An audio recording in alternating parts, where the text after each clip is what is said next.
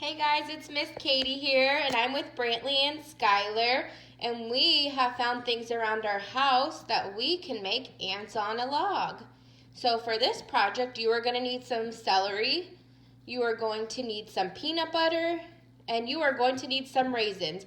As you can tell, we had some raisins left over from Easter. They're raisins that are covered in yogurt, but that is okay. We're going to still use them. They are going to be our little ants on the log.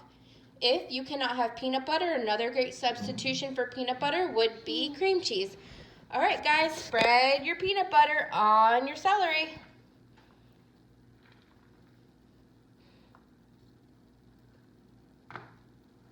Spread it nice and smooth on there. As they're spreading, I'm going to show you another option with things around your home that you can make ants on a log. For this one, you're going to need jelly, and you are going to need some bread that I just cut into 3.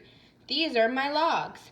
I'm going to spread jelly all over them, and I'm going to add ants to them on top as well. All right, so now you guys are going to add the ants to your log. We spread the jelly on the bread, and we spread the peanut butter on the celery. Go ahead and add the ants on.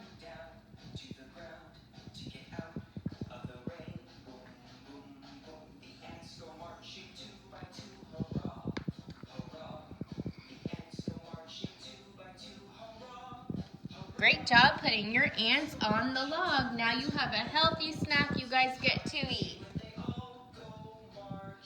I don't want no more for this one. We'll get more.